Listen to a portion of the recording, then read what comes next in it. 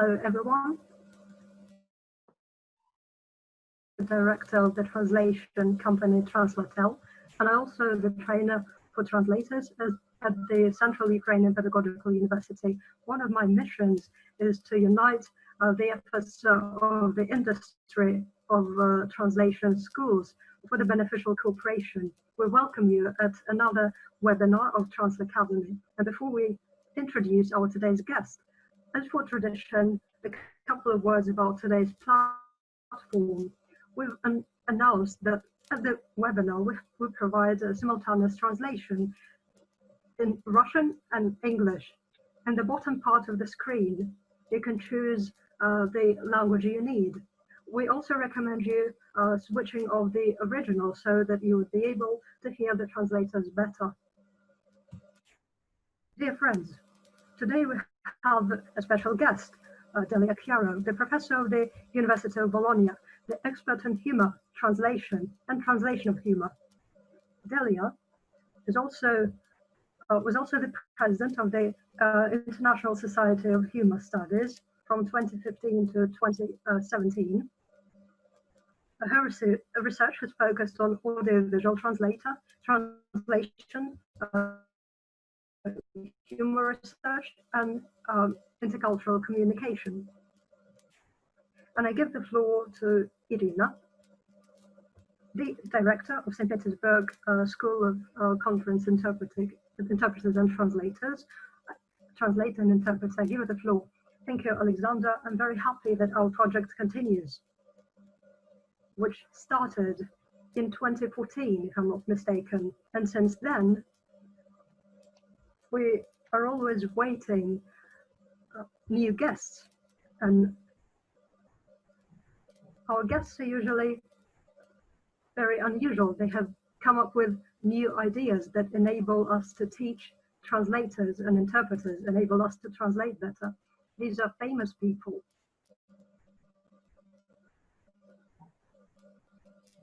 That we have a lot of questions to, and we like to know all the secrets about translation. And we also invite representatives and teams of renowned translation schools in the world. And we want to be able to reach to any far corner of the world and to find out about the state of translation there. And apart from education, we also have other missions. For example, improving the quality of translation in the industry, and we are constantly working on it. That is why our today's meeting and all our meetings are important both for translators, interpreters, and their trainers, or consumers and students. And today we have a special guest, Delia Chiaro is interested in things that are directly related to her non-linguistic interests. And today, we'll learn how to translate humor. Delia is interested in cinema, music, comedy, and in the recent years, she's also interested in culinary, which is especially relevant these days of quarantine. It's a very important part of the culture. It's one of the very few accessible pleasures nowadays.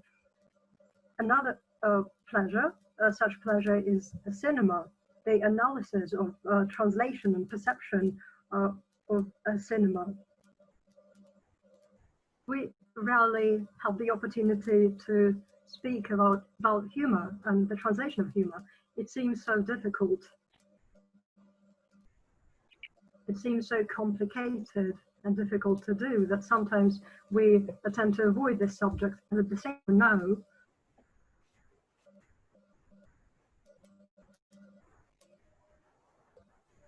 that we regularly translate in May at the World Conference on Humor Studies, Laughter Studies, and it turns out that laughter and humor is a very interesting subject for science. Our guest is very famous, and I can name you one book and you will understand the scale of our famous guest. The monography, The Language of Jokes in the Digital Age, London, Routledge, 2018. The companion,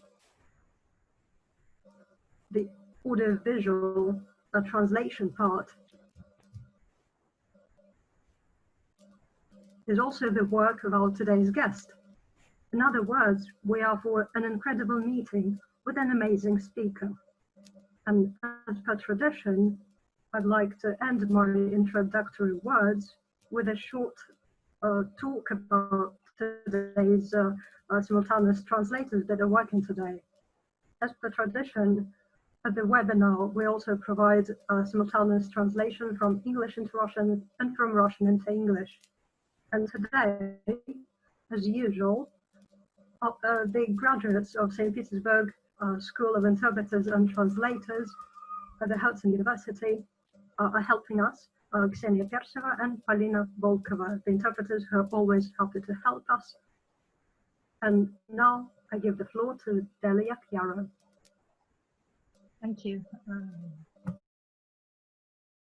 Share screen.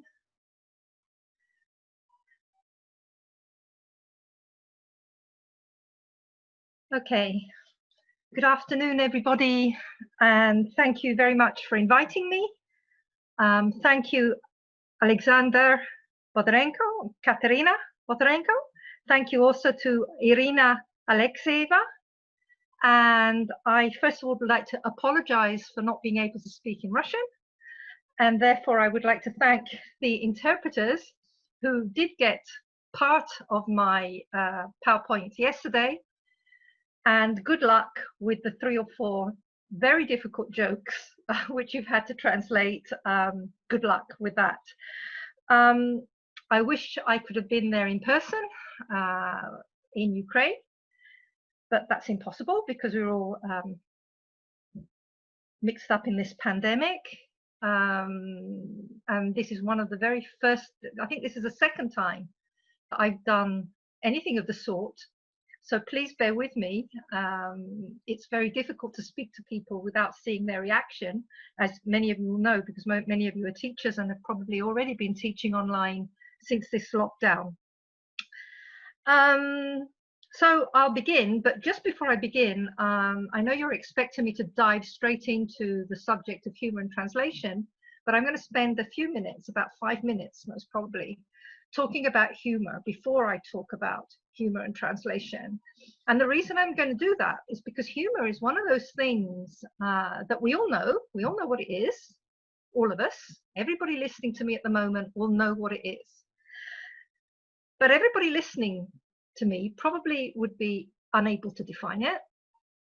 Yet everybody listening to me will have an opinion about it. It's a bit like language. We all use language, therefore we all think we know about language. We also all have hearts, but I don't think many of us here would be able to operate in open heart surgery or prescribe pills to somebody who's just had a heart attack. So language and humour are quite similar in that. They suffer from people who are not experts sometimes giving their opinions about it. That's why I'm going to begin with humour that we all instinctively know. And I'm going to begin with a very, very famous quotation. Yes, which I'm sure you'll know. This is Ludwig Wittgenstein. I'm sure you've all heard this or read this quotation at some time. How he famously said that he could make a good philosophical work just out of jokes. Okay. Now Wittgenstein was very well known for his work on logic, his work on philosophy of language, his work on many things. But why many humor scholars are often quoting him because of this is because as philosophy is a serious subject, jokes can also be very, very serious. They may make us laugh. Some of us may find them funny, but they're also extremely serious. So humor, I would like to argue, is a very serious subject. And remember that Wittgenstein was in the UK with Bertrand Russell at Cambridge. He was there with Karl Popper. He actually did his doctorate with Karl Popper. So for somebody to dedicate so much time and energy to humour and language just shows you how important humour is. What is it? What is humour? Well, I don't know. I'm not going to give you, I wouldn't be so arrogant as to be able to provide you with a definition, because as you can see, these people here up on the screen, we've got Socrates, we've got Bakhtin, we've got Freud, and the other younger person or most modern person is Christy Davis. And I could have actually put at least 50 other well-known scholars up there. All these people have wrestled with the subject of humour, and none of them, well, they've come up with their idea, but they're all different ideas. They may have something in common, but they're all very, very different. And again, there's no philosopher. I would challenge anybody to think of a philosopher or an intellectual across Western culture who has not engaged with the subject of humour. I'm not saying they gave an answer, but they've all engaged with it. Now, if we think of some writers, for example, Shakespeare, Dante, James Joyce, they're very in your face about humour. It's very obvious that they engage with humour. Others were more subtle. I'm thinking of the Italian Pirandello, the Turkish Pamuk, the English-Japanese Ishiguro, even Doris Lessing, just to name a couple of Nobel Prize winners. Tolstoy, of course, was more on the ironic side than on the in-your-face kind of humour. But it's very, very hard to think of anybody who has not engaged with humour. The definition I like best is in total contradiction with everything I've just said. My favourite definition is this one by a linguist called Wallace Chafe, who unfortunately is no longer with us. And in the later part of his life, he came up with the feeling of non-seriousness. Now, as I just said to you, humour is a very serious subject, and I stand by that. But he's not saying that humour is non-serious. He's saying that it's a feeling of non-seriousness. In other words, we all recognise humour, even if we're not able to define it, by some kind of feeling. And I would argue that that feeling is somewhere between our hearts and our guts. It's somewhere in the middle of our bodies, which is what Wallace Chafe argued too. So it's a feeling of non-seriousness. And even if it doesn't make us laugh, it's a serious subject. As I'm sure you've all seen as well, I'm sure that also in Russia, in Ukraine, pardon, and around the world, during this pandemic, you've seen the amount of humor that we've all been sharing with people on our smartphones, swiping right and left. Much of this humor is extremely serious. So humor, the word humor is an umbrella term, and it can mean lots of things. I've just put a few humor, I'd like to call humor words up there for you. We've got laughter, we've got comedy, funny, smile, wit. They're all different words connected with humor. But remember that humor is a hyponym. It's something out there. It's that feeling of non-seriousness under which things like irony, sarcasm, satire, parody are types of humor, for example. Comedy, for example, is the performance of humor. Buffoonery is another performance of humor, which many politicians are exhibiting at the moment. I believe that the Ukrainian Prime Minister is I believe he was an ex-comedian. In the UK at the moment, we have a Prime Minister who is famous for his buffoonery, and also in the United States.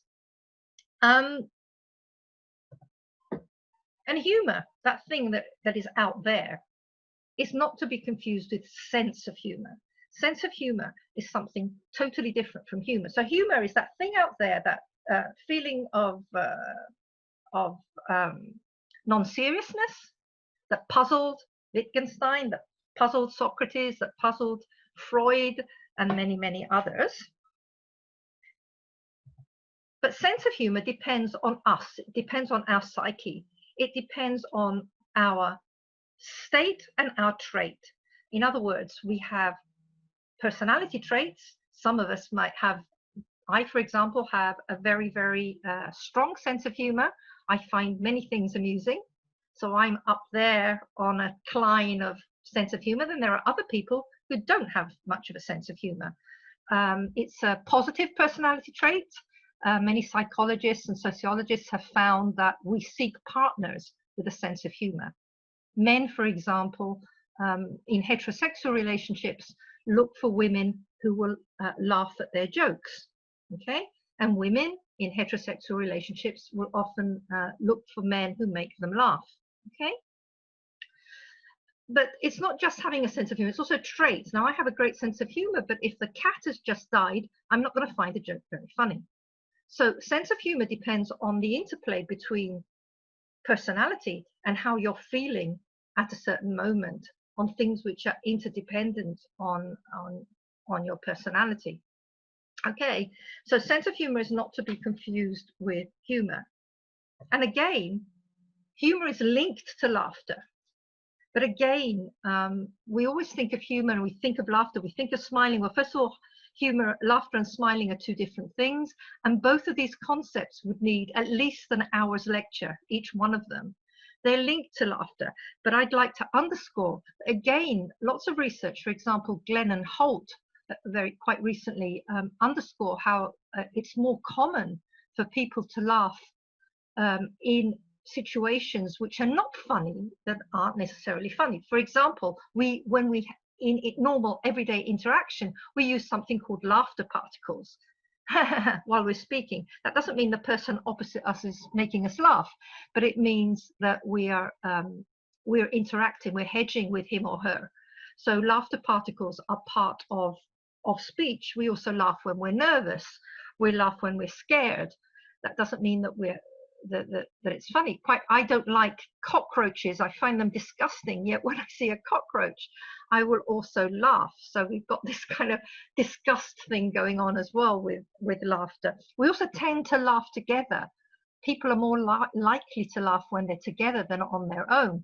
Having said that, I know that many of you, me too, will laugh on our own, but I'm not going to go into that. It's a personality thing. So humor is linked to laughter, but it's not interchangeable with laughter. And laughter and smiling are also not the same thing. Okay. And again, we need to remember, before I get to translation, one of the things that makes the translation of humor so difficult, the interlingual or intercultural translation of humor so difficult, is that humor depends on these four big things. Humor is first, so it's cognitive. So you have to understand, say we're looking at verbal humor, you have to understand the language of the other person. So I would have to understand Russian in order to get a Russian joke. So first of all, it's cognitive. I have to understand that other person is joking. But what about irony? It's sometimes very difficult to understand when somebody's being ironic. Therefore, all languages have all these idioms, things like, are you joking? Are you being serious? Because we're never quite sure whether somebody is joking or serious. So it's, first of all, it's a cognitive puzzle, one. Two, as I said before, it's psychological. It may depend on sense of humor. We know that there are people around the world known as galatophobes who have absolutely no sense of humor. They don't like laughing. They don't laugh. They think people are laughing at them all the time. So it's also a huge psychological hornet's nest. It's social. It's social. We tend to gel. One of the things that's so difficult for me at the moment is normally I would joke with my audience, but I can't see any of you. Okay, you can see me, but I can't see you. I can only see Alexander and Irina, and they look very sad, actually. Now, I don't know whether they're sad because they're bored, because they're fed up, or because they don't have a sense of humor. I have no idea, but normally now they're both laughing and I feel a bit better. So it's a social thing. We use humor to gel with each other. I'm sure many of you out there who have partners, I'm sure when you met up with your partners on that first date, I'm convinced whatever gender you are and whatever your sexual preference is, I'm willing to bet that you use such humor to get together. Yeah. We also know that couples who have a sense of humor are more likely to stay together. Go figure. Okay. Oh, and finally, it's emotional. Humor is an emotion. Humor is also an emotion. That feeling that you have around here somewhere, it's something emotional. In fact, many people, many philosophers argue that it's a virtue. And again, you would need a whole hour to talk about this, but I would agree that it's a virtue. So in the face of adversity, humor can be a very useful tool. Think of the classic example would be the Holocaust.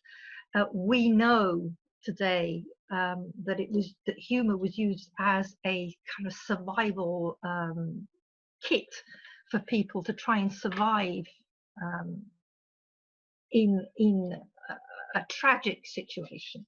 Okay, right. That was an introduction. I will now dive straight into translation. Okay. So anybody who's ever tried to tell a joke in another language is going to know how difficult it is. Okay, now I've lived in Italy, for example, longer now, more than I had lived in the UK.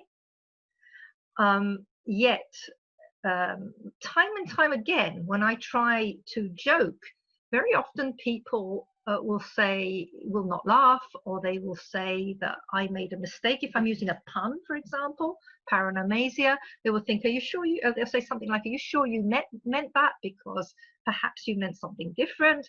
They think that I'm making a mistake and I'm not joking. It's very, very difficult to joke in another language, partly because of the verbal dexterity involved in translating, but it's also a part of what I said before, that humor is about belonging. Humor is a gel. So if you laugh at what I'm laughing at, then we're on the same side. And I think we see a lot of this on Facebook, on Twitter in particular, where people are laughing, say, at Trump, or they're laughing pro-Trump or against Trump. Okay, so the kind of jokes you're making, you're either a social justice warrior or attacking Trump, or else you're somebody from the alt-right or the right wing sticking up for Trump. You see these tribes using humor on the internet all the time. And I gave an example from politics, but it's not just traditional politics where this works. As yesterday in the UK with Cummingsgate, you can see people joking for or against Cummings on the internet. People can joke about vegetarianism, they can joke about gender, they can joke about lots and lots of issues, which at the end of the day are political. And it's about you or not you. It's about which tribe you belong. Are you you belong to? Are you in that group, or are you outside that group? Anyone who's ever tried to tell a joke in another language would have to find a word, if it works, if it's a verbal joke, which is exactly the same word in that other language, and that is so difficult. Then the joke could be about culture specificity, and that is so difficult. Never mind Trump. Everybody laughs at Trump because of US hegemony. It's already more difficult. I don't know how many people there, when I mentioned Cummings before, unless you're very au fait with UK culture, you're not going to find that funny. If I say De Luca, who's Italian culture, again, it's even less important in the world, if you like, than American culture. So fewer people are going to know about it. Again, so you've got this language and cultural thing going on, which makes it harder. And on top of all that, even if you find the right word and you find the right cultural specific thing, how do we know that your interlocutor is going to find it funny? Now, what if I tell you a COVID joke, a COVID-19 joke, and you have somebody in your close family who is sick with COVID-19? Now, you're not going to find that very funny, because finding things funny, remember when I talked about state and trait, is also to do with the proximity of your proximity with the object of that joke or that humorous or that comedy. So unless you're a humor scholar, and we can laugh about anything, okay, we're bad people who laugh at parents' funerals and things like that. But normal people, Joe Bloggs, is unlikely to find a COVID joke funny if somebody in his family has COVID. Okay, so it's a very, very complex thing. Verbal humor doesn't travel well. But why have I got this? I can see me here. I don't know if you can see this. Okay, so global humor doesn't travel well, yet it's translated all the time. So I've got a few instances here up on the screen: Shakespeare, Woody Allen, the Marx Brothers, and a pretty recent film, Parasite, which was won the Oscar for Best Film this year before the lockdown. A Korean film in Korea, a very funny film, which obviously made an American jury laugh. So it is translated all the time. Obviously, most of the things that we see translated, going back to linguistic hegemony, most of the stuff that we're watching is from the USA, not from Britain. Not from Britain. The person you're hearing at the moment is Jurassic. I'm from Britain. I'm from a little island in the middle of the North Sea. We are not important. The important place is the US of A. And so until yesterday, most of the stuff that we were watching came from the USA. Then along came Netflix, along came Amazon, and other non-linear platforms, but especially Netflix, that started buying stuff from Russia, from the Ukraine, from Israel, from all over the world, from Italy, and started dubbing it, first subtitling, but more recently dubbing into different languages, even when it's comedy. And all of a sudden, we've discovered even more humor being translated, if I may say so, very, very well. So humor and translation. Now, humor studies and translation studies have something in common. What they have in common is the fact that they were, first of all, both born in the 1970s, if you like. The big boom in translation studies, it's university recognized, Holmes in 75. And again, humor studies, more or less, we're talking 1975. They were both born at the same time. And when I talk about humor and translation, I always like to quote Joseph Addison, an essayist, an English essayist from the 18th century, right? And if you read that, it says that talking about puns, he's talking about paranomasia puns. The pun is a conceit arising from the use of two words that agree in the sound and differ in the sense.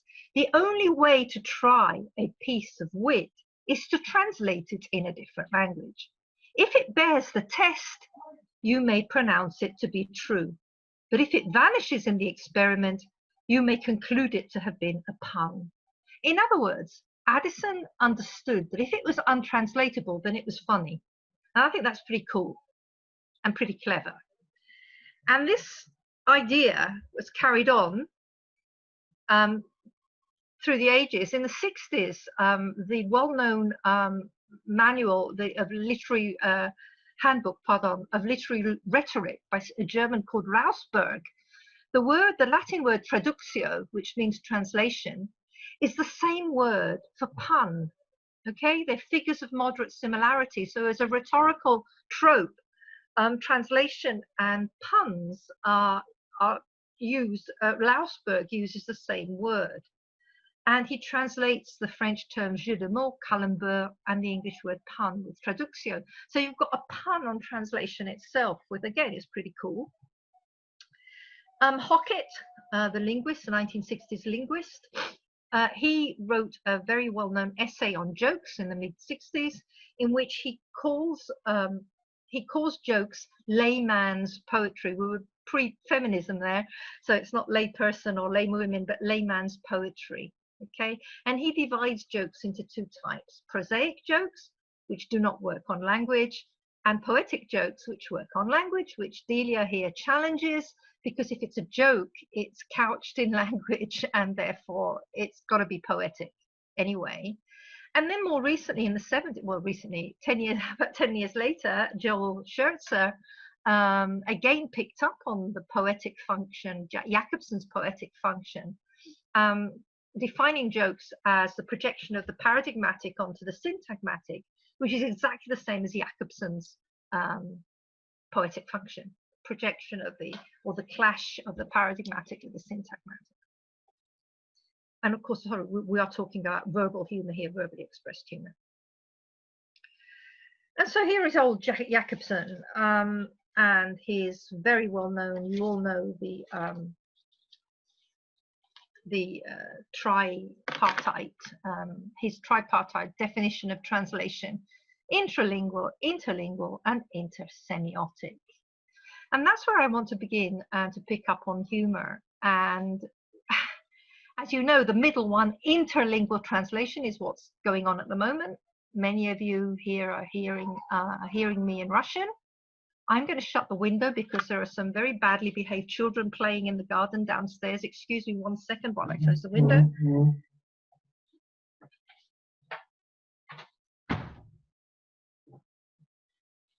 Excuse me. Okay, that's better. I can hear myself again now. So interlingual translation is what you can hear at the moment.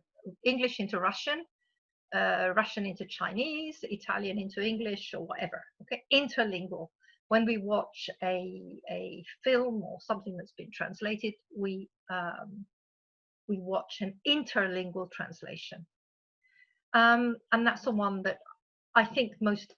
I think that's the one that translators and interpreters are interested in. But I would like to challenge. This is the 50s, 1959. Jacobson talks about intralingual translation. So intralingual translation would be the translation of a set of signs in one language with another set of signs in that same language. So for example,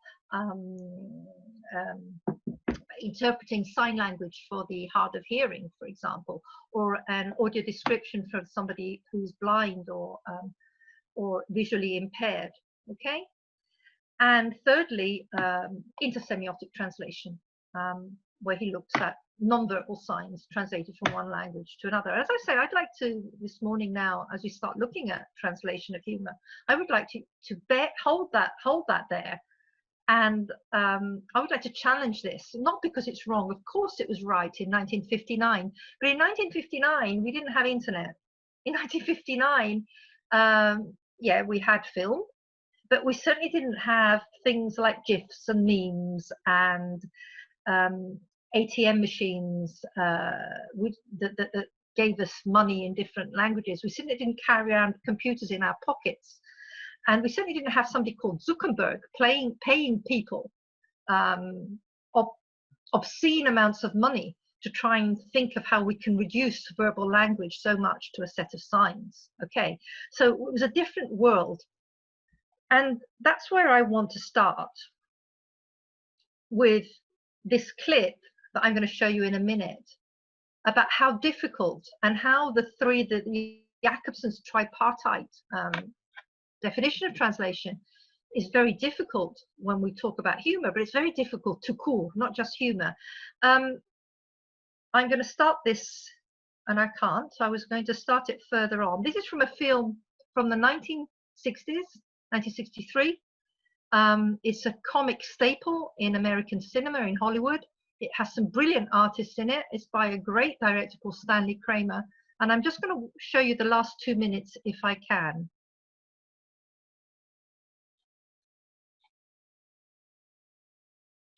Oops.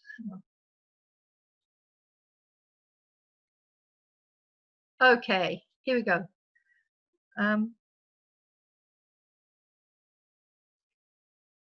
Okay, before I play it, this is the beginning of the film where Jimmy Durante, this guy here, has a car crash, okay, and he's about to die.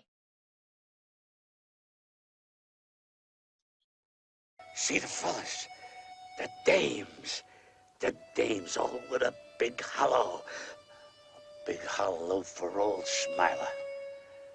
Good old Smiler. Everybody's friend.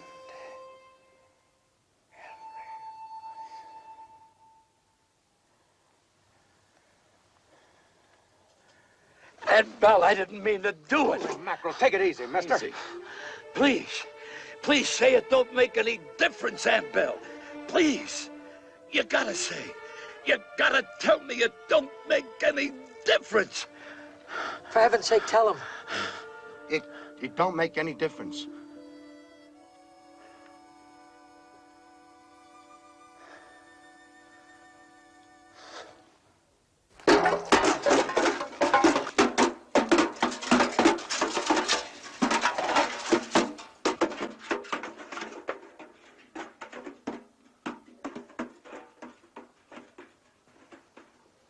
That guy's dead. Okay, that guy is dead. In fact, this is from YouTube, and as you can see, kick the bucket. Okay, the English idiom. So there is no words. There were no words there. What is a translator to do? I don't know what the interpreters are doing in Russian there at the moment, but the whole scene there relies on somebody dying, and we know he's dead when he kicks the bucket, literally, to kick the bucket, an idiom in English that means to die. So what I'm trying to say here is that here we have some visual signs. And I've looked at that clip in Italian, I've looked at the clip in French and in German, and well, good luck to the people who are translating that, because of course, unless you know the English idiom, you don't know what's going on there. Just to say that it's not enough to translate the words. Interlingual translation always, I would argue, involves some intersemiotic translation. Oops. Yes. The next clip I'm going to show you is what normally would be called intralingual translation. This is from a film called Lock, Stock and Two Smoking Barrels. And what you're going to see is a clip in something called Cockney rhyming slang. Now, Cockney rhyming slang is an anti-language. Originally, it was a language used by crooks and ne'er-do-goods in the area of London. Now, I would argue that Cockney rhyming slang is for tourists. They buy books of Cockney rhyming slang. It consists of two words that rhyme with, so for example, rhyme with the original word. For example, north and south is mouth. Only that people from London, we don't say north and south, we just say north. In other words, we're supposed to understand that people know the Cockney rhyming slang. So here is a piece of a clip from a film called Lock, Stock and Two Smoking Barrels, in which people speak to each other in Cockney rhyming slang.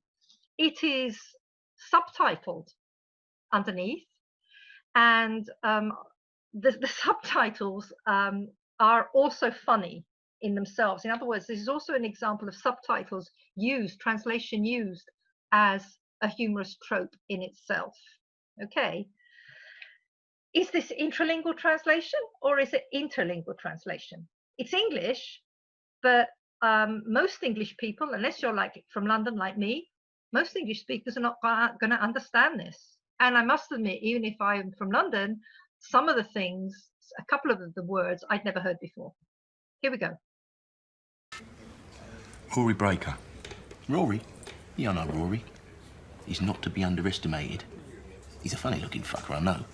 But you've got to look past the hair and the cute cuddly thing. It's all a deceptive facade. A few nights ago, Rory's Roger iron-rusted. So he's gone down the battle cruiser to watch the end of a football game. No one's watching the custard, so he switches the channel over. A fat geezer's north opens, and he wanders up and turns the Liza over. Now fuck off and watch it somewhere else. Rory knows claret is imminent, but he doesn't want to miss the end of the game. So calm as a coma, picks up a fire extinguisher, walks straight past the jam rolls who are ready for action, and plonks it outside the entrance.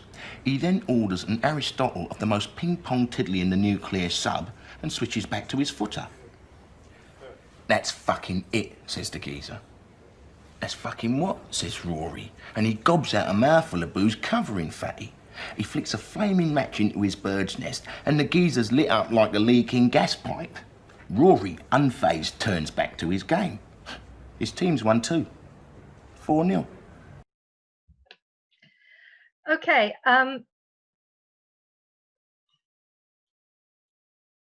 whoops, sorry. Okay, that was probably difficult for people to understand, in the sense that it was in Cockney rhyming slang. So there are lots of the words are in rhyming slang, but there are also other words which are just London, things like geezer for man, claret, which is for blood, which is not a rhyming slang at all. It's just a Cockney word for blood because it's a red wine. Ping pong tiddly is a word for champagne. So is this interlingual or is it intralingual? Clearly, it's a bit of both. I would say more inter than intra, but it's a bit of both. But as you can see, we've got, I have a chart here. Battle cruiser, boozer. And boozer is already a slang word for pub. So the battle cruiser rhymes with boozer, and he went down the cruiser. He didn't go down the battle, just the cruiser to the pub. Nuclear sub, another word for pub. Custard, custard and jelly, telly, television. Liza, Liza Minnelli, telly. North, north and south mouth. Jam rolls is a taboo word, and Aristotle for bottle. So again, is this intra or is it interlingual translation, or is it a bit of both? It's quite arguable, but obviously very, very difficult for translators. And if you were paying attention to the subtitles, when one of the guys is telling the story, and he recounts, he uses the term, he tells him to fuck off, you will notice that in the subtitles, the subs are very, very polite. And I don't think that the subs are being polite because they're censored in any way. They are being funny. They're funny for an English audience, because to go away, fuck off, is across the whole of English, probably in any variety, probably across varieties, certainly English, British English, Australian and New Zealand, and American English, Canadian English. That's quite a few of them. Okay, again, back to poetry, and here is from The Mouse's Tale from Alice in Wonderland. Again, verbal humor very often is extreme. It plays with the extreme options available in the language to play with it, as in concrete poetry. And Alice's, Lewis Carroll's Mouse's Tale is a very good, famous, classic example of how difficult translation is, because very famous Fury said to a mouse, tail, it's a language in which tail, tail, T-A-L-E, and tail, T-I-L, are homophones, and it works. In other languages, this concrete poetry within Alice, including Russian, I looked it up, they are not normally in the form of a tail, but the translations are very similar in content to the original, in that they talk about mice and they talk about the judicial system. But it's exactly the same thing that's going on here. We are looking at options in a language, extreme options available in a language. And when we go to translate them, it's impossible.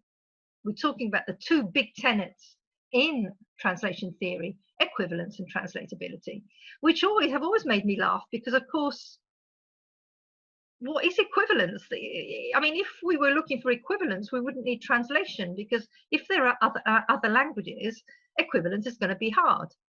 But translatability, the two things are linked. Again, as I showed you before, the Marx Brothers are translated. Ulysses is translated. Of course, it's not going to be the same thing, but it'll do. Otherwise, we wouldn't be able to appreciate James Joyce or Shakespeare or Dante or Parasite or Ricky Gervais.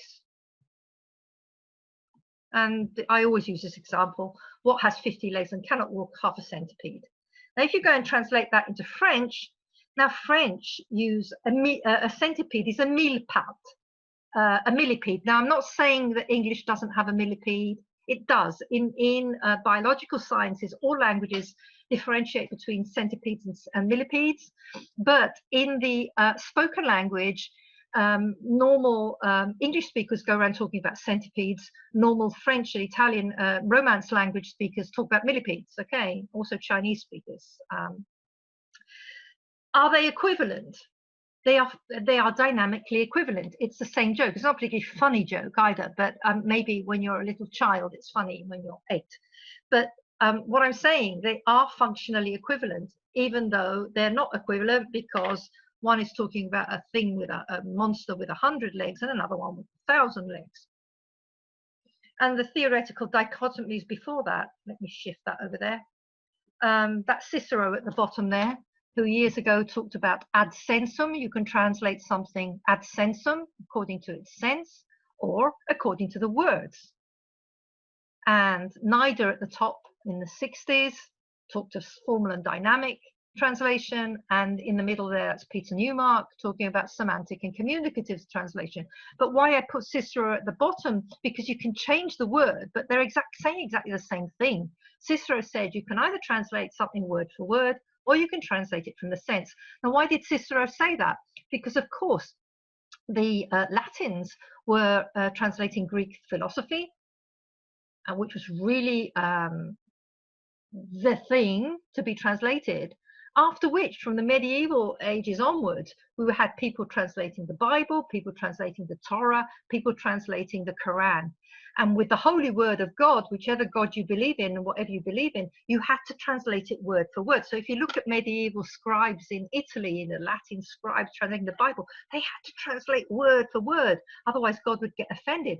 So what happened, it wasn't until Martin Luther, much later, who said, let's translate this so that the people can understand it. And he went for a more dynamic, a more communicative, or a more ad sensum kind of translation. I'm sorry, I put Cicero the wrong way around. I've just noticed now. Adverbum would be, sorry, semantic and formal, pardon. Communicative and dynamic would be ad sensum. It's the other way around, excuse me. And again, this is from philosophy. This is a philosopher called Burge. And it's this 20th century philosopher who wrote pages and pages of very book. The first word of the sentence has 3 letters, and he argues for ages, what am I going to do in French? Le premier mot only has 2. So, and as you can see, Arabic and Japanese don't have words at all, but they have holograms and things like that. So le premier mot de la phrase en anglais a 3 lettres, and he solves it dynamically or functionally, or whatever you say. And that's where humor comes in. Again, if we look at a dirty joke here, this is very easy to translate. In cultures where we have exactly the same idea of dirt, which can either be mud or it can either be something sexual, okay? So that you want to hear a dirty joke, a kid jumped into a puddle, that works in Italian, it works in French, Spanish, and the Romance languages, it works in German. I'm presuming it works in Russian as well. I'm sure it's the same thing in cultures that share the same ideas about dirt, i.e. dirty. I'm going to get my fingers dirty, and dirty, I'm talking about sex and drugs and rock and roll. And again, we've got Cicero saying that there are 2 kinds of jokes: those employed upon facts, the other upon words. People are particularly amused whenever laughter excited by the union of the 2. So when words and cultural things, facts are united, the stuff gets harder to translate. So easy peasy. Why did the computer go to the doctor? Because it had a virus. I believe that Russian shares the same metaphor of a virus, so that presumably would be easy to translate. But here, I don't know how the interpreters have managed. A joke, an old joke. I don't find it particularly funny, but it's certainly clever, because the 3 ages of man: try weekly, 3 times a week. Try weekly, you try once a week, and then when you get older, you try weekly. So tri-weekly, tri-weekly, tri-weekly, they're homophones.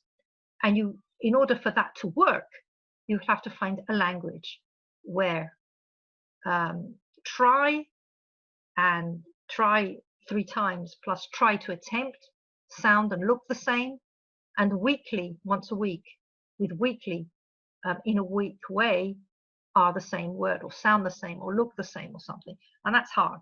So I would imagine that the interpreters who are interpreting me at the moment, who've had to think about it very hard, if they've been very, very, very clever, I'm sure they've come up with a very good joke. And even if they haven't, they are explaining it to you in some way. And again, an even harder one is this one, which works on the Cartesian cogito ergo sum.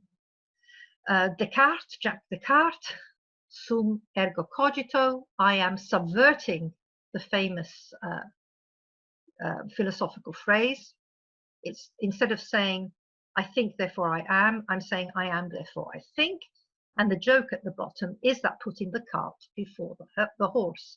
And I imagine that the poor interpreters are very hard put on this one, because in order to get it, never mind whether you find it funny or not, but in order to get it, you have to know the Cartesian dictum.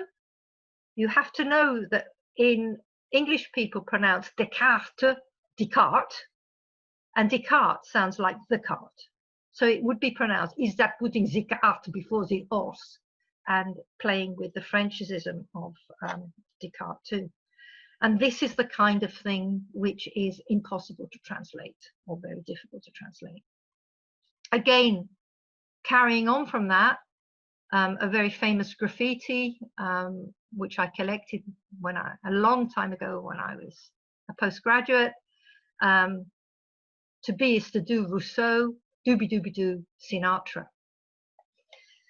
Again, very difficult to translate. The Rousseau dictum and the link to dooby-dooby-doo, which I was reading very recently. The only thing that Frank Sinatra ever wrote in Strangers in the Night, and the only thing he added to the song was dooby-dooby-doo at the end of the song, yet it's the only part of the song that everybody remembers, Frank Sinatra. So what are the strategies? What are interpreters to do, or translators to do? Well, they can leave the verbal humour unchanged. Leave it in the other language and hope that the recipient is figuring it out. Or, hopefully, they replace it with a fresh joke in the other languages, which I'm hoping is what the interpreters did. They can either make it the same, find what Popovich called the invariant code in the 2 languages and use that and come up with an excellent translation. But it doesn't really matter, because if you're listening to a translation, presumably you don't know my language, therefore it doesn't really matter as long as they translate it, as long as it's translated with a joke. Okay, it doesn't really matter unless it's anchored visually or acoustically with something else. Something else that interpreters and translators do is to replace the verbal humour with an idiomatic expression for some reason.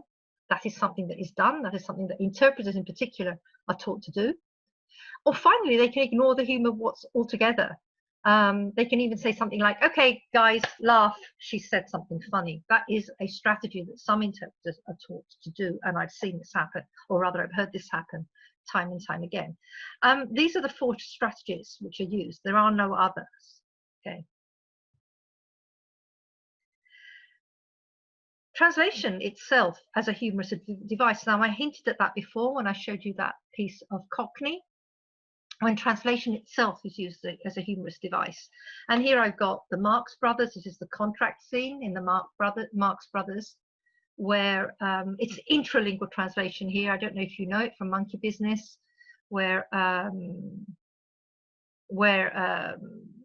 of the Marx Brothers are Groucho and Chico, is it? Yeah, are reading a contract in academic English, in legal English, and Groucho tries to translate it into everyday English. It's a very interesting, very funny scene where intralingual translation is used. Again, in the same film, here we have one of the Marx Brothers dress up as, in order to get to New York, they kidnap 4 Russian aviators, and they're given the keys to the city of New York, and they pretend to be Russian, but the language they're speaking is not Russian. It's gobbledygook, but everybody understands it as Russian. And again, the same thing happens in The Great Dictator, where Adenoid Hinkle speaks German. He's not speaking German at all. He's speaking gobbledygook that sounds a bit like German. And again, the Russian, every now and again, he says words like da and spasiba, and people think he's speaking Russian, but of course he's not. They're speaking complete rubbish. So these are examples of translation itself used as a humorous device. A more subtle example is this one. This is translation-based monolingual wordplay. Monolingual because you have to be English to get this. According to Freud, what comes between fear and sex? And the answer is fünf. And again, you have to be English to get this because, well, you have to know that German numbers vier, fünf, sechs, but English people don't usually pronounce fear properly. They say fear, and they don't pronounce sechs properly with the proper velar fricative. They'll say sex. And so everybody's expecting a dirty answer, but the answer is the number 5, fünf. Again, very difficult to translate into other languages without giving an explanation like the one I've just given you. And playing with heterolingualism, sorry, I'm getting rid of you. Okay, playing with heterolingualism on film is very common and involves translation. Heterolingualism is a term used by the literary critic Meyer Sternberg in the 80s, and he looks at 4 types of translation on screen. He looks at, you know, how do you handle translation itself on screen? He looks at these 4, referential, vehicular, homogenization, and promiscuity. And in referential restriction, I give you the example from Jane Austen. Even in her books, I'm robbing this, I'm stealing this from Sternberg himself. He uses Jane Austen. If you read Jane Austen, everybody speaks in the same way. Jane Austen restricts her characters to certain people living in a certain place in England, and they all speak in a certain way. And again, this is the film, the first film of Pride and Prejudice with Larry Olivier, and I think that's Greer Garson. Everybody speaks in the same way, which, as you can understand, is pretty unrealistic because we all speak differently, even in our same languages. But with vehicular matching, and I very stupidly haven't given you an example. Oh, yes, I have. Here it is. Pygmalion. Vehicular matching, everybody speaks in the way they really speak. So Eliza Doolittle at the beginning of Pygmalion speaks in Cockney. She doesn't speak, she talks like this, yeah. And she originally flattens into standard English. Most films which work on vehicular matching are not especially funny. So, for example, The Sky Over Berlin, or Iñárritu's Babel, which is in 7 languages. Sky Over Berlin is in 11 languages, including sign language, are usually pretty tragic. Sometimes, though, you do have humorous films with a vehicular matching, but it's quite unusual. We had, I just heard over the weekend, Rebecca Margolis from one of the Australian universities talking about new Jewish cinema, where they do that, where they're trying very hard to match Yiddish with say English or another language, or usually English, American English, or German, as in something like Orthodox. There's not much to laugh at in that, whereas there is some humor, and she actually says there's very little humor in vehicular matching. But normally films use the homogenizing convention, and I've got Antony and Cleopatra here. Antony and Cleopatra would have spoken Egyptian or some kind of Arabic. and some kind of Latin, some kind of vulgar Latin. But both Shakespeare makes them all speak English. We all pretend, we suspend our disbelief, and even Richard Burton and Elizabeth Taylor spoke English, or dubbed into whatever language, or subtitled into whatever language you watched it in. But what's more interesting for humor is vehicular promiscuity, and here you have Adenoid Hinkle, who is not speaking German, he's speaking goobly-goob. Or more recently, somebody like Borat, Sacha Baron Cohen in all his films. In Borat, for example, he actually speaks Yiddish, or sometimes he speaks Hebrew, and other people are speaking Armenian. And what's interesting with that politically is that what we're saying is when somebody isn't speaking English, it doesn't matter what they're speaking. But that, again, that's another lecture. And I want to finish off with new debates in translation and humor. Technology. One of the problems is technology. Advertisement, movies, memes, everything, all that stuff we see on internet, there's so much of it now, GIFs and things like that, they are always, nearly always, visually or acoustically anchored. And that is tough for translation. As far as I know, there are people in the University of Jerusalem, Limor Schiffman and her team are working on this. And what we're finding again and again is that most of this internet stuff comes from the USA. It's mostly from America. Very little is coming from the rest of the world, or if it does come from the rest of the world, it remains there. So what's coming from Italy stays in Italy. It's very unusual for something Italian to go viral, for example, something funny. Again, China, and it remains in China. The only things that are traveling, humor that is traveling, I'm talking of stuff like memes and GIFs, are Mexican and South American. A lot of that is going viral worldwide. Brazilian Portuguese, whereas Lusitanian Portuguese is staying put, which is which is fascinating.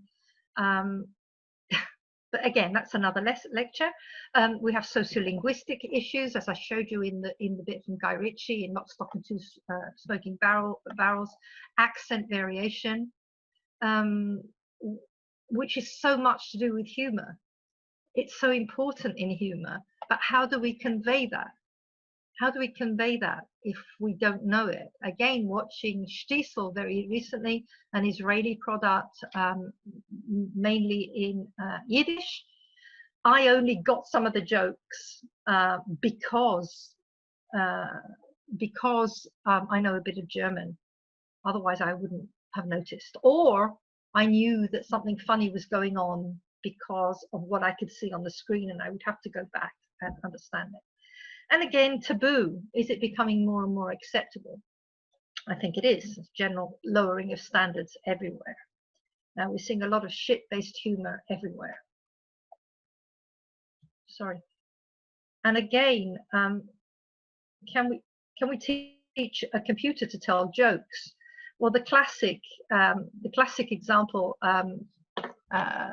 from people in AI, artificial intelligence, who are working with language and translation. The classic example is that apparently they put in the expression, English expression, the spirit is willing but the flesh is weak, and they translated it into Russian, and what came back is the vodka is good but the steak is lousy. Apparently, I've looked into this, and apparently this is an urban legend. It's not true, but it started out as artificial intelligence people mocking translators, because you know that translators think that it would be impossible to translate humor via computer. And to a certain extent, I would agree, but only to a certain extent, because we can certainly teach a computer to generate puns already. I don't know what else we can do, though. The other thing for the future is to find out more about viewer and user perception of humorous text, especially on screen. Because as I said at the beginning, when I showed you that, the kicking the bucket, As translators, we always look at the words, but the words are not enough. That remember, a lot of texts, I would argue all texts, but anyway, are polysemiotic today. Therefore, they rely on visuals, they rely on acoustics, they rely on verbal and non-verbal visuals and acoustics. And they're all on top of each other. And so far, technology doesn't allow us to translate music, to translate gestures, to translate visuals, so many visuals. They only get us to translate the words, and the words are not enough. And, oh, I've missed a slide. I missed the slide, I'm so sorry. The vegetarian scene, I'm so sorry. And I'll finish with this slide from Everything is Illuminated. I'm sorry I missed this. I forgot about it. This is a film from Fur's well-known novel. Fur wrote it in English. He is Ukrainian, living in the States, and he wrote it in English with a Ukrainian accent.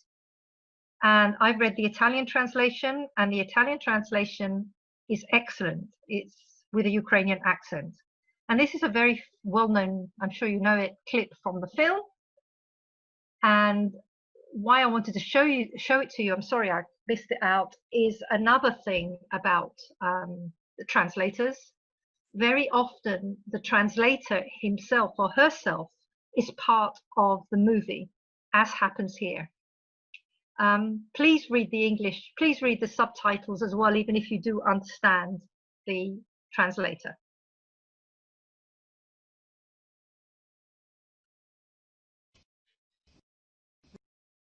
Are you hungry? Yes, I just hope they have something I can eat. What do you mean? I'm a vegetarian. You're a what? I don't eat meat. How can you not eat meat? I just don't.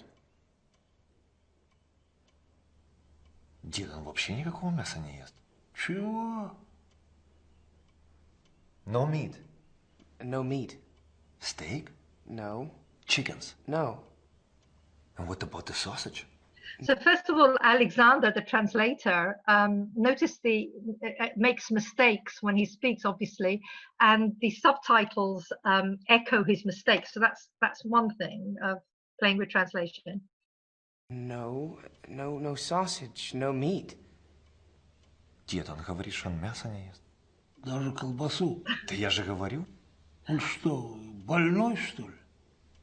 What is wrong with you? Nothing. I just don't eat meat.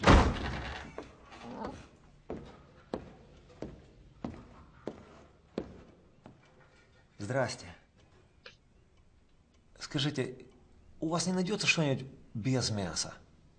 Зачем? Ну вот наш друг, он американец. Сама вижу. Да, конечно. Так вот это он мясо не ест. Больной, что ли? What did she say? She says they do not have anything without meat. Don't they have potatoes or something? Картошка. Картошку подаем только к мясу. The potatoes come only with the meat. But can I have a potato on a plate by itself? Понимаете, американец чуть-чуть с приветом. Можно принести одну картошку без мяса. So that's an interesting translation because, of course, we know that he said the American is deranged, or he's American, he's deranged, he's mad. But of course, Elijah Woods, who's playing the American, the Ukrainian American, the real American, doesn't know that this is being said. So again, the subtitles help create the humor.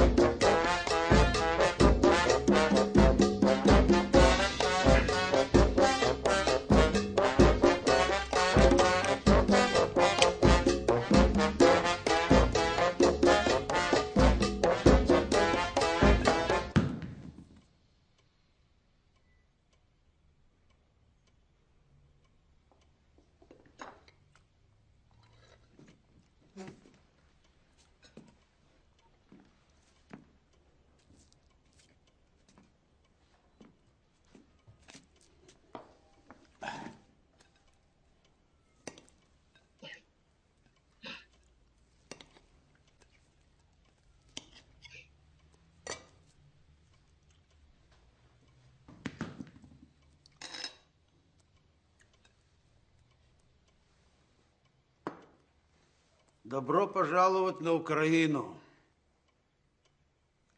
Welcome to Ukraine.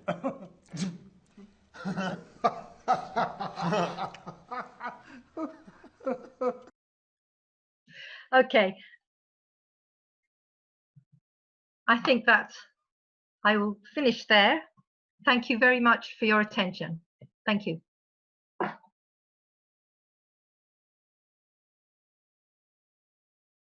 Thank you so much, Delia. We are now in for the Q&A session. We don't have much time, so I'll take not the first question straight away, because we already answered it, that humor is culture dependent. We're interested to know it. So we talked about comic books, where humor, of course, is very important as well. But I have a question about bedroom or bathroom humor. I came across this type of humor when translating Mozart's letters. Do you think that this type of humor should be neutralized or softened? Well, this very type of humor, bathroom humor, what do you do with it? So what is your stance on it? Can you repeat that, please? I only heard some muffled humor. Bedroom or bathroom humor. Oh, rude. Oh, I see. Sex. Did you hear? I heard bathroom. Should I repeat? Yeah. Should I repeat the question? What's the question? Okay, I understand bathroom humor, but what's the question? So, if we talk about this bathroom humor, if we talk about this rude type of humor, do we need to convey it full, or do we need to neutralize it or soften it in some way? You're asking me about censorship. Well, it depends on the stakeholder. It depends what we're translating. It depends on the stakeholders. So, for example, I know that in Italian, on Italian television and Italian movies, there are rules about what you can and what you cannot say. But every investigation we've ever carried out over the past 20 years or so, we're finding out more and more that that taboo humor, let's call it taboo humor, so it's sex and toilet humor, brown humor, I call it brown humor. What's going on is usually self-censorship. Very often it's the translator herself or himself who self-censors. But there are rules about TV everywhere in the world, as you know, everywhere. But platforms, non-linear platforms like Netflix and Amazon Prime, where they're much more open about it. And of course, the whole, I didn't talk about this, but the whole fan subbers. You know about fan subbers, don't you? Fan subbers are community, let's call them crowdsourced translators. They will be more precise, and they will tend to not censor. But this is usually for English. This happens a lot for English because everybody knows English. So you can't get away. Everybody understands the term shit or fuck. So you can't get away with a subtitled word which ignores that word. It's hard to get away with it. But obviously with, say, Russian, it's more easy to get away with taboo language because people are not going to know the words. But it's usually, we found it's usually the translator themselves that don't, that go for self-censorship. I remember with Sex, and there was a program called Sex and the City about 10 years ago, and I interviewed the translators, and they had self-censored because they actually said to me that Italians don't swear as much as English American people. I don't know how they knew that, because as far as I know, there's been no survey done anywhere in the world. I think most people would agree that, again, swearing is something very personal and context related. So I don't know whether they went and counted every Italian and every American. but that's what translators often do. They self-censor a lot with taboo language.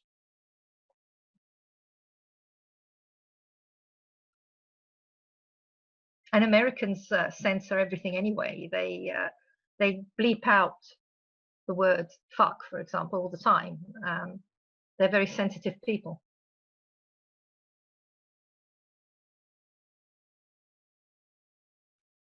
Thank you. Thank you. The next question from the organizers. Sense of humor and sense of language. In the beginning, you said that, of course, sense of humor is different from humor, but humor and language, they can't be defined. Are they inborn or can they be developed? And are they somehow related? Okay, that's a good question. Can sense of humor be developed? You should really be asking a psychologist and not me. My answer is I'm not sure. I'm really not sure. I think you can use humor a lot in teaching, especially teaching language, and you can certainly teach humor. But whether or not you can teach somebody to be humorous or to appreciate humor, especially that second one, I'm not too sure. Certainly, if we look at galatophobes, i.e. people who don't have much of a sense of humor, or people who are very controlled, you'll find that they won't laugh. If you look at them closely, if you look at the zygomatic major, which is this muscle here, I've got lots of wrinkles there because I've laughed a lot in my life, but if you look at this muscle here, even people who try and keep a straight poker face, you'll notice some activity in this area, in this muscular area, and you'll also notice activity in the pupil. So how far that can be learnt or restrained, I'm afraid I don't know. I can't answer you, but a lot of work has been done or is being done on the brain, and we know, I don't know about language and humor, but certainly humor and the kind of language we were talking about before are in the same part of the brain. That's certain. That we know that already from experiments that have been done with people who've had accidents and things like that. Now, whether you can learn to have a sense of humor, that would be so controlling. Why would you want to learn to have a sense of humor? I don't know. That's a very good question, but I really don't know how to answer it. Thank you. That's a good question.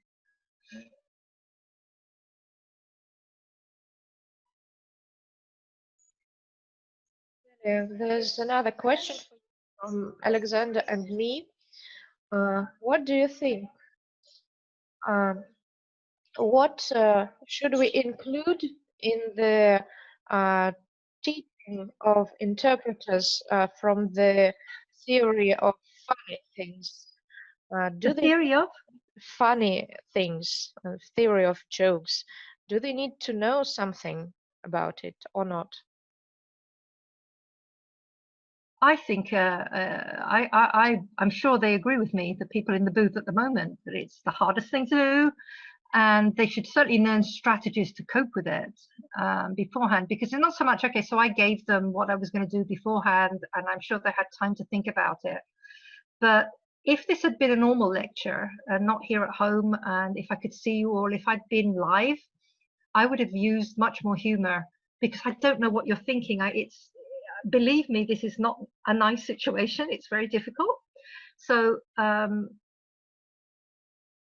whoever's training them must absolutely give them some kind of strategy to deal with this off-the-cuff humor, which a lot of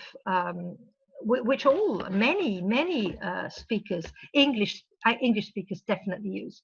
I don't know, Italian speakers don't. Italian speakers, for example, take themselves very, very seriously. They're too serious for their own good.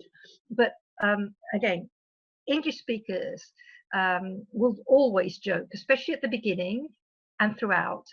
And I think interpreters will need to have some kind of strategy to cope with that, and that can certainly be taught. What that strategy is of course up to their trainers.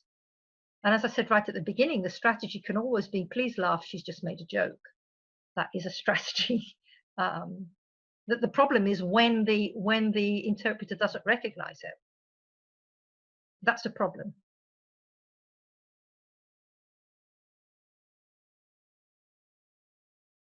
But then interpreting, at least the interpreters. Thank you. That's very important for us. But the interpreters include it in the training. The interpreters in my department say that interpreters are superior to translators because they have to know everything. And the translators get very angry with this because they think they're superior to the interpreters. So it's an ongoing war. I'm sure it's the same in all departments of translating and interpreting. I certainly admire interpreters because I couldn't do it. I've tried, but it was a failure.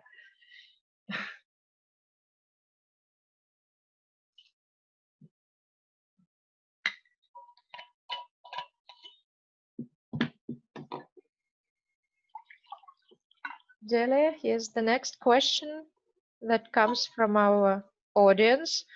I will alternate them. The question from William. What texts and what tasks do you use when you teach the translation of humor? And what aspects do you turn your attention to when you teach the translation of humor? I'm afraid I don't teach the translation of humor, but I teach linguistics, and I definitely use humor to teach linguistics. And I use all kinds of texts. At the moment, for example, next year, well, actually over the past 2 years, I've been using memes a lot, and I do ask students to try and translate them. I actually ask students to try and make memes, because I'm talking about undergraduates, sort of 19, 20-year-olds who are very good with software and stuff. So I asked them to make them, and I asked them to translate them. But I actually, as I said to Alexander, I'm not a teacher of translation.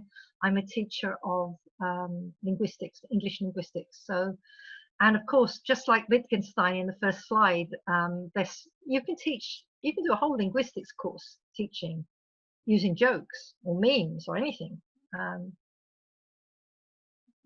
Because from phonology, morphology, all the way up to pragmatics, jokes, humor, verbal humor works on language. So you can teach language through humor.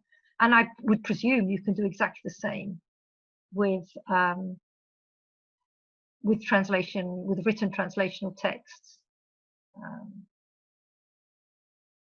There's so much out there. Or else give them something on brown humor, on rude humor, and see how they would censor it. That would be interesting.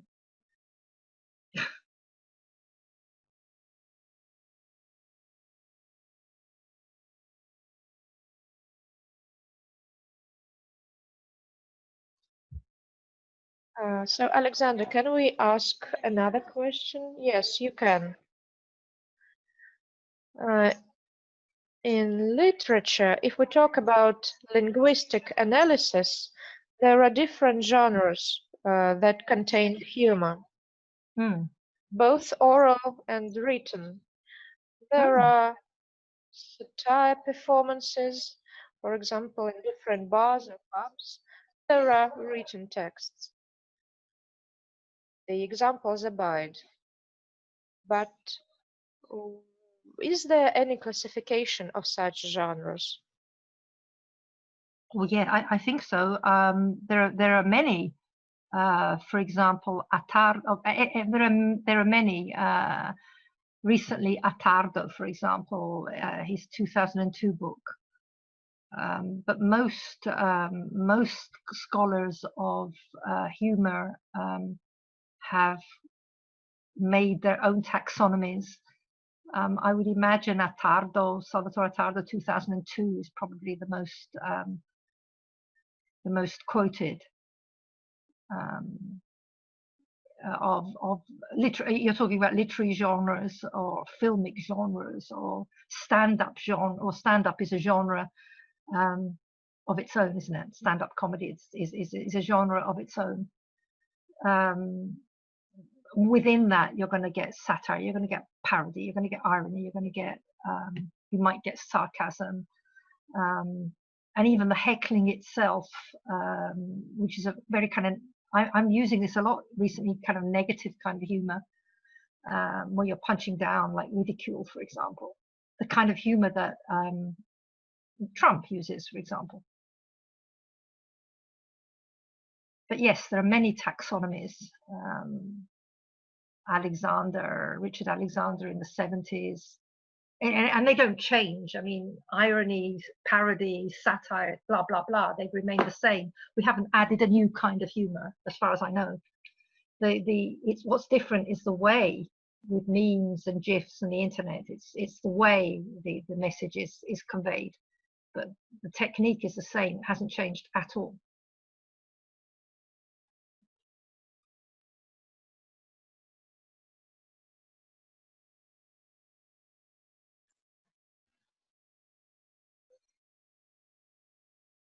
We have a few questions left a couple of questions from the audience, and I would I'd like like to focus on them. I'll try to unite two questions, and probably if we have time, we'll ask them, the and third probably I'll ask from the third question if we have time. Can you recommend publications that compare related to the comparison of American and British humor? Question, in order not to waste time, from That's a good one. Another question. Can I recommend? So actually, yes. Let's go one let's by start one. with this one then. You know, I don't think there. Help me think about it. I haven't, as far as I know. Definitely, there are publications about American jokes, about American humor. There are many. And if you like, I can send Alexander a bibliography. I haven't prepared one, but I can send him a bibliography. But that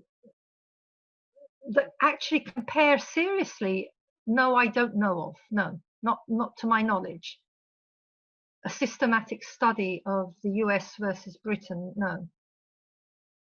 Not to my knowledge. They are different. I mean, even if you think of, again, I'm sorry, but I'm going on to film and television. Think of all the British sitcoms which are adapted for Americans.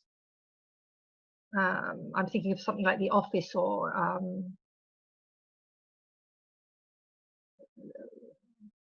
there are many that instead of engaging with the British product, they will translate it intralingually into American. So that, which is, and what comes out is a completely different. For example, Shameless was one that I really liked in the early 2000s, and it was set in the north of England, and the way it was translated into American was a completely different thing. Obviously, a completely different program. No, there has been no systematic. I think I'm pretty certain of that, but I can ask around my American colleagues across the pond.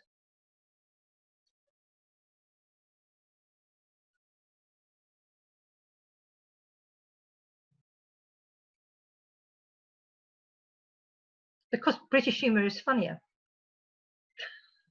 It was a joke, sorry.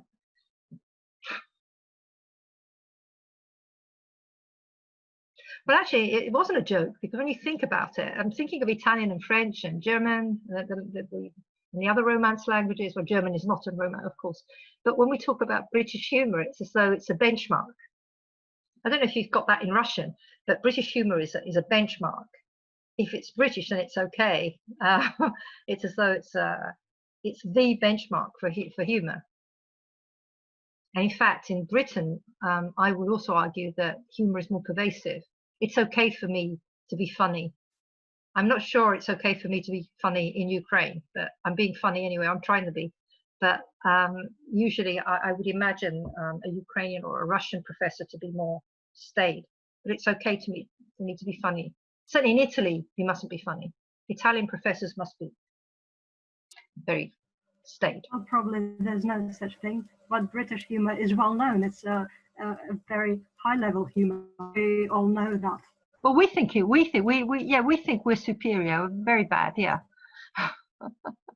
I'm joking. I never joke.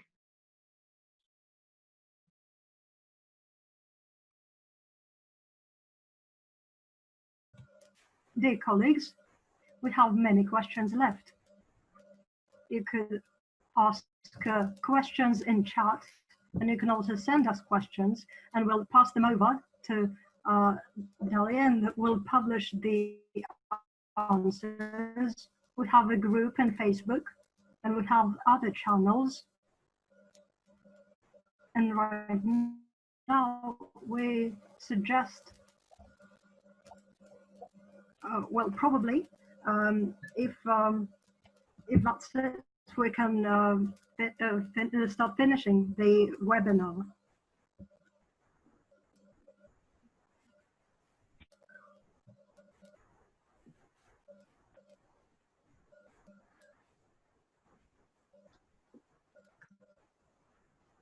So Delia, could you please say some words to wrap up the webinar?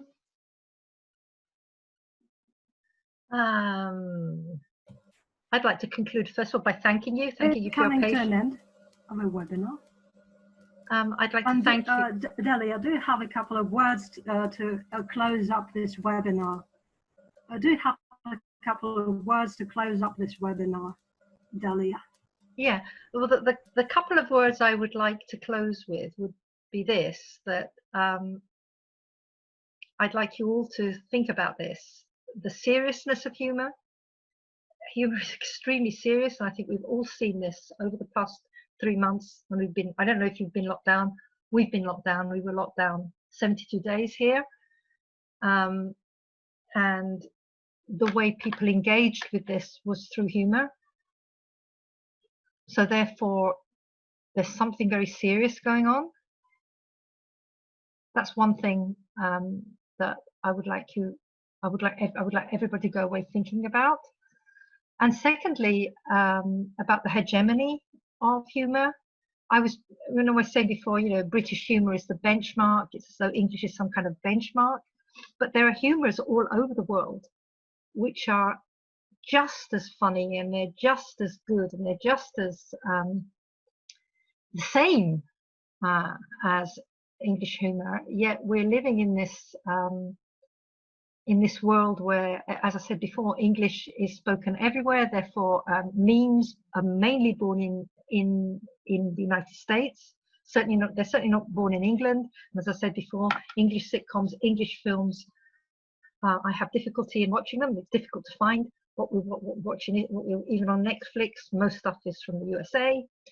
And perhaps after this global pandemic, maybe humour will become a little bit more equal, and we'll start watching things from all over the place, which are funny and translated well. And I think maybe my final thought regarding screen translation, the debate about dubbing and subtitling, I think the future, the not so distant future, probably will have some kind of translation, which I cannot imagine, but some kind of Babelfish will have some way of getting the translation into our brains in some other way. I think the artificial intelligence is out there, and maybe that's where the future lies. And I would just like to thank everybody for their patience. I hope it was okay for everybody.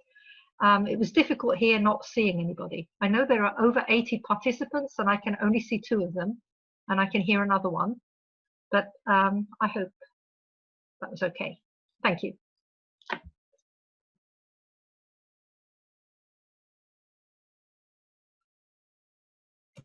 Delia, thank you very much. Thank you very much. You helped us a lot these difficult days, to get through these difficult days. And we'll bear in mind